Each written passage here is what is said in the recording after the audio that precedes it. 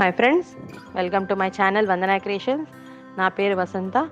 ఈరోజు నేను మీకు చూపించబోయే కుకింగ్ వీడియో పచ్చిమిర్చి నువ్వుల గ్రేవీ.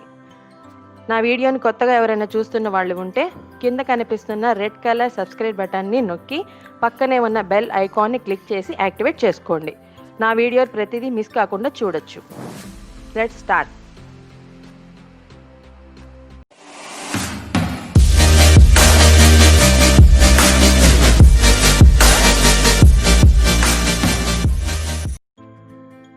కావలసిన పదార్థములు: ఒక 50 గ్రాముల పచ్చిమిర్చి ఘాటు పెట్టుకోవాలండి, ఒక 50 గ్రాముల నువ్వులు, ఒక నిమ్మ సైజ్ అంత చింతపండు నానబెట్టుకోవాలి, ఒక పెద్ద ఆనియన్ ముక్కలుగా కట్ చేసి ఉంచుకోవాలి.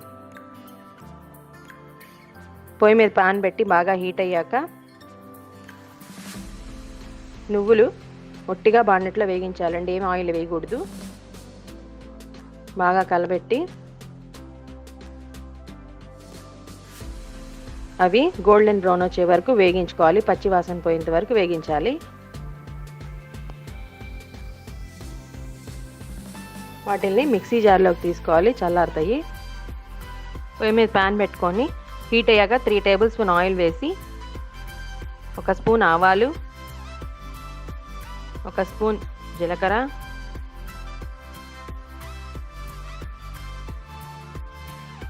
కొద్దిగా మెంతులు, ఇవన్నీ బాగా వేగాక చిటపటలాడే వరకు ఉంచి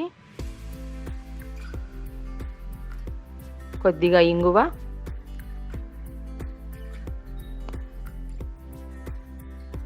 ఇది కూడా బాగా వేగాక కట్ చేసుకున్న ఆనియన్ వేసి బాగా కలపెట్టాలండి. మూత పెట్టి ఒక 2 నిమిషాలు మగ్గించుకోవాలి. గోల్డెన్ బ్రౌన్ వచ్చే వరకు ఉంచుకోవాలండి. మూత పెడదాము. చూడండి, గోల్డెన్ బ్రౌన్ వచ్చేసాయి.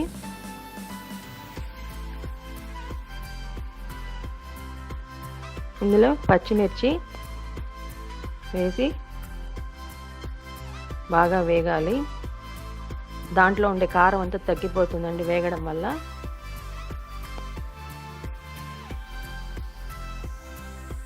కొద్దిగా పసుపు వేసి కలపెట్టి సరిపడా ఉప్పు, కొద్దిగా బెల్లము వేసి కలపెట్టి మూత పెట్టుకోవాలి. పచ్చిమిర్చి చూడండి మెత్తబడిపోయింది. కారం తగ్గిపోయినట్లే ఇలా ఎగితే దాంట్లో ఇందాక తీసుకున్న చింతపండు రసము వేసి కలబెట్టి మూత పెట్టుకోవాలి.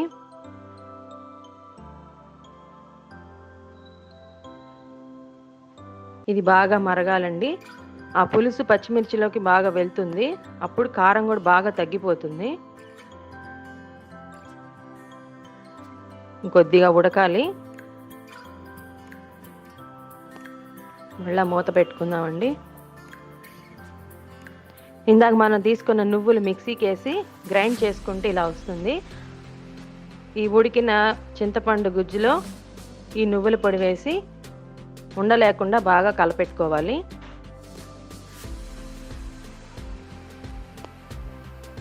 చూడండి వాసన ఎంత బాగా వస్తుందో.